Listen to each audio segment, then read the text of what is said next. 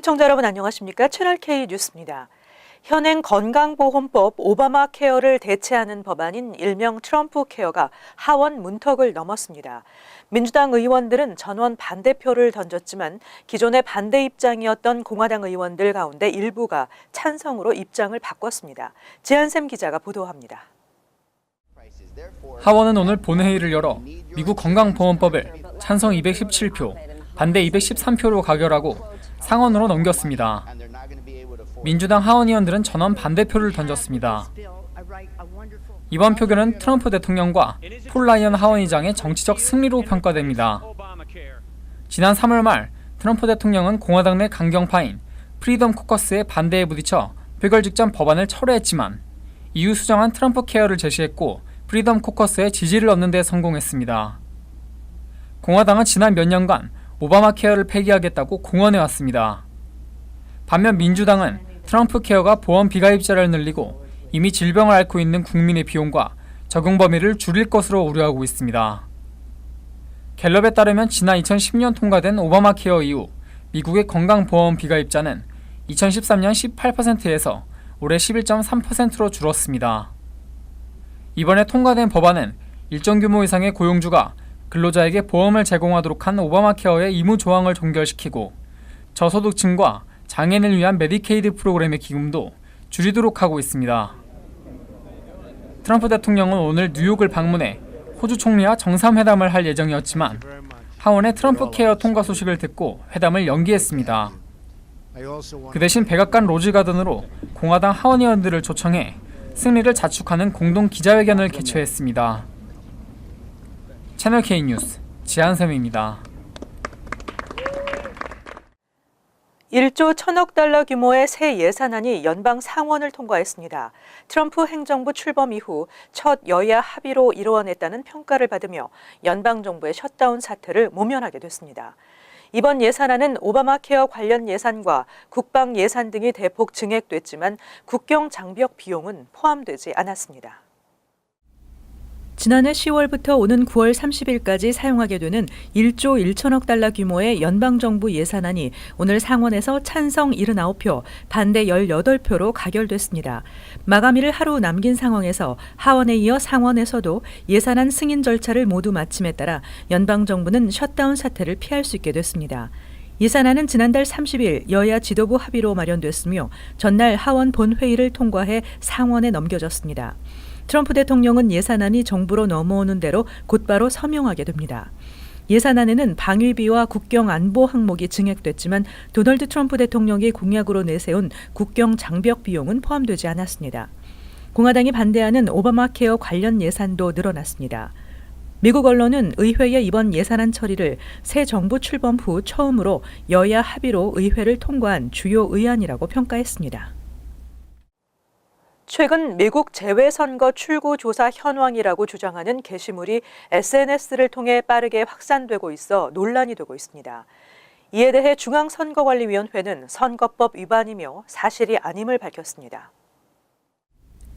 SNS상으로 퍼져나간 소위 재외국민 출구조사에서 안철수 국민의당 후보는 미국과 중국 등지에서 압도적 1위를 차지하고 있습니다.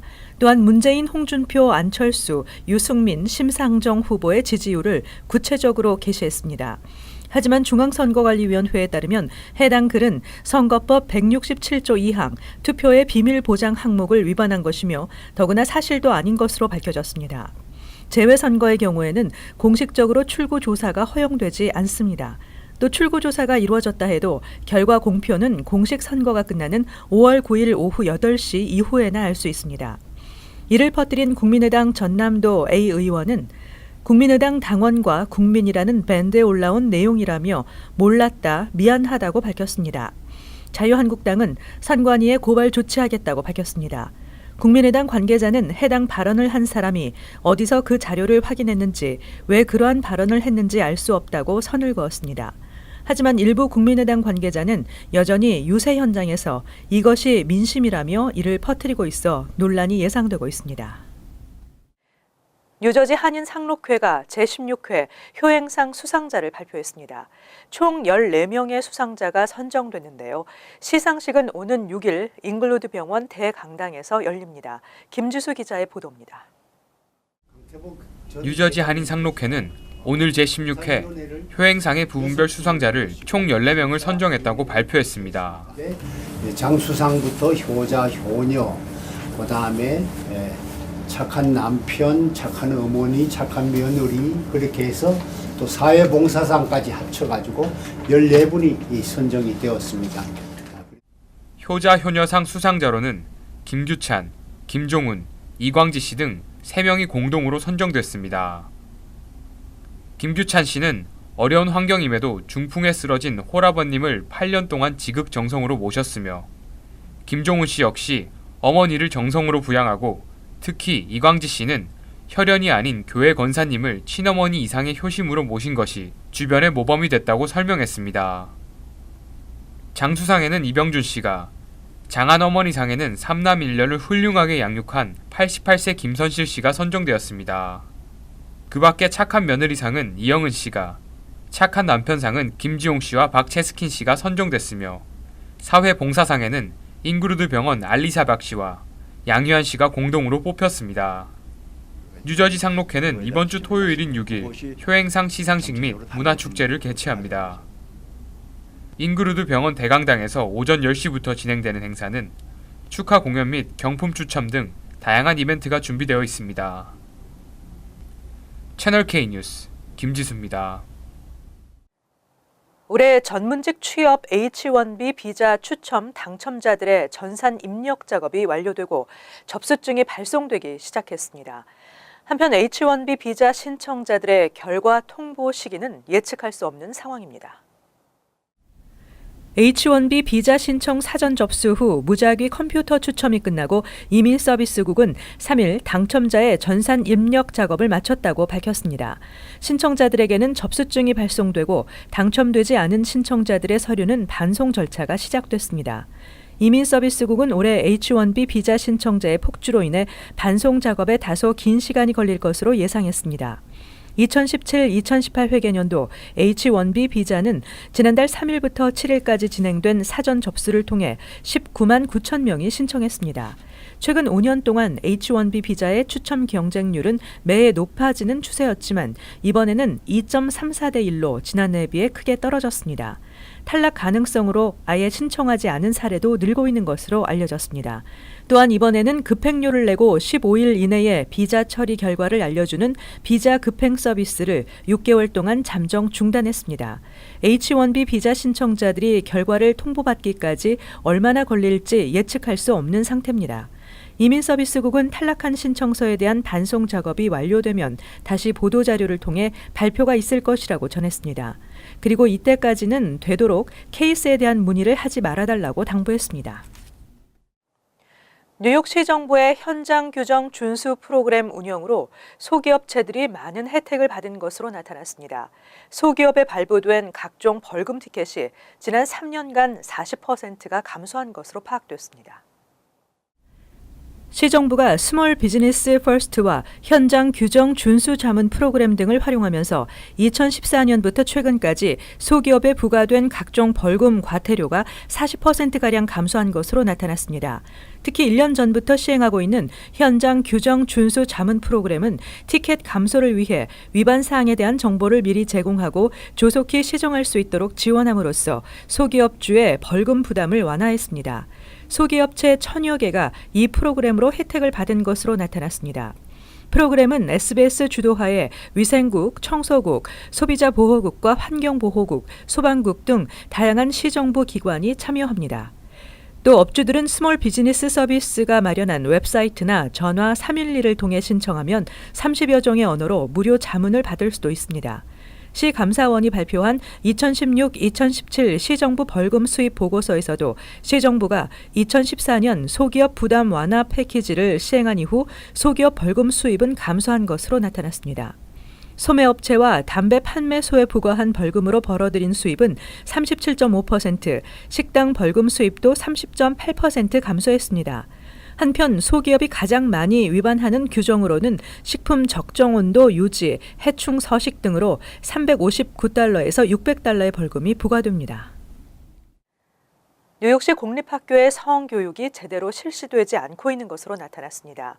이에 따라 뉴욕시 의회는 성교육 강화를 위한 태스크포스 구성을 추진합니다. 뉴욕시 의회는 태스크포스를 구성해 현재 진행되고 있는 공립학교 성교육을 개선하고 연구를 통해 더 나은 커리큘럼을 개발할 예정입니다. 교육국은 2011년부터 모든 공립 중고등학교에서 성교육을 의무화하고 헬스 수업의 일환으로 성교육을 실시하고 있습니다. 하지만 8학년 학생 43%가 헬스 수업을 전혀 듣지 않았으며 대부분의 12학년 학생들이 수강한 헬스 수업에는 성교육이 포함되지 않았던 것으로 나타났습니다. 더구나 시정부에서 헬스 수업을 진행하는 15,000여 명의 강사 중 153명만이 헬스 강의 자격증을 가지고 있는 것으로 나타났습니다. 또 교육국은 수업 과정에 포함한 성교육을 의무사항으로 지정하지 않았습니다. 뉴욕시 성교육연합은 학교에서 성교육을 받은 6학년에서 12학년 학생들의 28%는 콘돔 사용법을 모르고 있었으며 43%는 성 정체성에 대해 교육을 받지 않은 것으로 나타났다고 밝혔습니다. 전국 소아과학회는 대부분 학교에서 실시하고 있는 성교육 대상은 11학년, 12학년인데 성교육을 시작하기엔 너무 늦은 나이라고 지적했습니다. 한편 일부 학교 관계자와 학부모들은 성교육 의무화에 대해 불편한 심기를 드러내기도 했습니다. 뉴욕시 모든 공립학교에 1인용 성중립 화장실이 설치됩니다.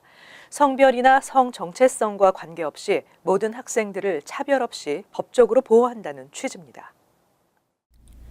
2018년 1월까지 뉴욕 시내 모든 공립학교에는 1인용 성중립 화장실이 설치됩니다. 1인용 성중립 화장실은 성소수자, 성정체성의 불안을 겪는 학생, 장애인 등 자신의 사생활을 보호받기를 원하는 학생들을 위해 마련됩니다. 하지만 일반인도 누구나 이 화장실을 사용할 수 있습니다. 시교육청은 3일 1인용 성중립 화장실을 새롭게 짓는 것이 아니라 기존 1인용 화장실의 표지판을 교체하는 방식으로 개조된다고 밝혔습니다.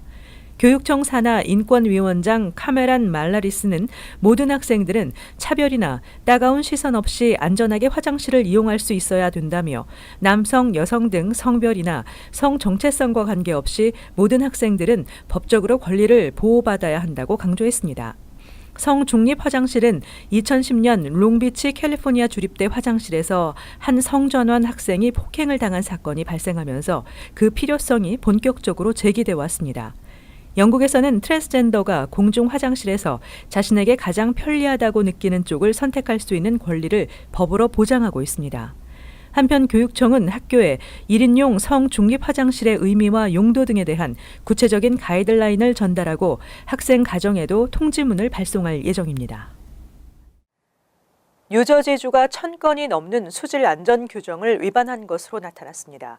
이 중 건강에 위협이 되는 사례도 58건이나 집계됐습니다. 환경보호단체 천연자원보호협의회가 2일 발표한 2015년 수질 안전 규정 위반 사례 보고서에 따르면 뉴저지주는 전국에서 수질 안전관리 규정을 제대로 지키지 않은 네 번째 주로 나타났습니다. 실제 2015년 뉴저지주는 1,000건이 넘는 수질 안전 규정을 위반한 것으로 집계됐습니다. 특히 이 중 58건은 건강에 위협을 줄 수 있는 사례였습니다. 카운티별로는 에섹스 카운티가 101건, 모리스 카운티가 87건, 버겐 카운티도 41건을 위반한 것으로 조사됐습니다. 이 중 건강에 영향을 미칠 수 있는 위반 사례는 에섹스 카운티 9건, 모리스 카운티 1건 등으로 나타났습니다. 보고서를 발표한 천연자원보호협회는 연방정부의 규정에 따라 정기적으로 수질 오염도 검사 등을 실시하지 않은 위반 사례를 발표한 것이라며 위반 사례가 많다고 해서 수질 오염이 심각한 것은 아니라고 설명했습니다. 하지만 뉴저지 버겐 카운티와 패세이 카운티 수돗물에서는 2016년 9월 발암성 물질이 검출되면서 주민들은 수돗물을 신뢰하지 못하고 있습니다. 한편 각국의 수돗물 직접 음용률을 살펴보면 캐나다는 47%, 일본은 52%, 미국은 56%로 미국이 OECD 국가 중 최상위를 차지하고 있습니다. 이어서 LA 지역 한인사회 소식입니다. 최근 한국에서 마리화나를 피우다 적발돼 영구적으로 한국 입국이 금지된 한인 시민권자가 급증하면서 주의가 요구되고 있습니다. LA 총영사관은 최근 한국에서 마리화나를 흡연해 처벌받은 후 결혼 등을 이유로 다시 한국으로 입국하려다 금지된 미국 국적의 한인들이 입국 금지 해제 상담을 요청하는 사례가 빈발하고 있다며 한인들에게 주의를 당부했습니다. 이어 영사관 측은 미국에서 많은 주가 마리화나 흡연을 합법화하고 있지만 한국은 마약으로 엄격하게 관리하는 국가 중의 하나인 만큼 한국에서 마리화나를 피우다 적발되면 미국 국적의 한인들은 강제 추방뿐 아니라 영구적으로 입국이 금지될 수 있다고 지적했습니다. 이에 따라 당국은 입국이 금지되는 피해 사례를 예방하기 위해 한인 시민권자들에게 한국에서의 마리화나 흡연을 자제할 것을 당부했습니다. 한편 캘리포니아주는 지난해 11월 콜로라도주, 워싱턴주 등에 이어 의료 목적 이외에 오락용 마리화나의 사용을 합법화했습니다. 빠르면 10년 후 미국 내 일자리의 절반 가까이가 자동화될 것이라는 전망이 나왔습니다. 옥스퍼드대 조사에 따르면 2013년 기준 미국 내 1억 3,800만 개 일자리를 대상으로 20년 후 자동화가 시행될 직업군을 조사한 결과 전체 직업군 가운데 47%가 자동화로 전환될 것으로 조사됐습니다. 자동화로 전환될 가능성이 높은 직업군으로는 음식 서빙과 판매, 텔레마케팅 등과 같은 서비스업이 주로 선정됐으며 이외에도 보험, 세무 대리인 등이 자동화로 대체될 것으로 예측됐습니다. 반면 안무가, 사회복지사, 의사에서는 자동화 가능성이 낮은 것으로 나타났습니다. 또 지역별로는 라스베가스의 일자리가 65.2%로 자동화가 이뤄질 것으로 예측돼 가장 높았으며 서비스업과 사무직이 높은 비중을 차지하는 엘파소와 리버사이드가 그 뒤를 이었습니다. 이에 대해 전문가들은 현재까지 일자리의 자동화는 러스트벨트 지역을 중심으로 이루어졌지만 앞으로는 서비스업 중심지에서 집중적으로 이루어질 것으로 전망했습니다. 이어서 간추린 소식입니다. 오바마 행정부 관계자들과 폭넓은 네트워크를 형성하고 있는 로니 조 후보가 올 9월 뉴욕시 의원 2선거구 민주당 예비선거에 출마하면서 오바마 전 대통령의 참모진들로부터 전폭적인 지원을 받고 있습니다. 3일 시카고에서 열린 기금 모금 행사에는 오바마 전 대통령 선거 캠페인 본부에서 수석 전략가로 활동한 데이빗 알렉스 로드와 오바마 대통령 재임 당시 연방교육부 장관을 지낸 안 던컨이 직접 참석했습니다. 이일 뉴욕시 공원국은 암 환자들의 치료를 돕기 위해 키스나 팍에 뉴욕시 최초로 치유의 숲을 조성할 계획이라고 발표했습니다. 드로시 리완도스키 퀸즈보로 공원국장은 치유의 숲 조성 목표는 암 환자들이 자연을 느끼며 가족들과 함께 편히 쉴 수 있는 공간을 마련하기 위한 것이라며 접근성을 용이하게 하기 위해 병원 인근에 치유의 숲을 조성하기로 결정했다고 말했습니다. 연방질병통제예방센터에 따르면 뉴욕주에 올해 라임병 환자가 급증할 것으로 예상됩니다. 뉴욕은 다른 주에 비해 라임병 발병률이 높은데 2015년 기준 감염자 수는 3천여 명으로 나타났습니다. 라임병은 숲이나 잔디 등에 있는 진드기에 물려 생기는 병으로 상처가 빨갛고 둥근 원형의 반점이 생긴 뒤 발열, 오한, 만성피로, 관절통 등을 유발하며 심한 경우 사망할 수도 있습니다. 연방우정국 직원인 54살 리처드 옹은 지난 2015년 4월부터 최근까지 2만여 달러 상당의 소포를 훔친 혐의로 체포됐습니다. 옹은 일주일에 5개에서 10개가량의 아마존 소포를 훔쳐 캐나다의 불법 거래상에 팔아넘기는 수법을 사용한 것으로 알려졌습니다. 우체국 동료 직원들은 아마도 초과 근무가 줄어들면서 수입이 줄어들자 소포를 훔치기 시작한 것 같다고 말했습니다. 다음은 환율과 증권 소식입니다.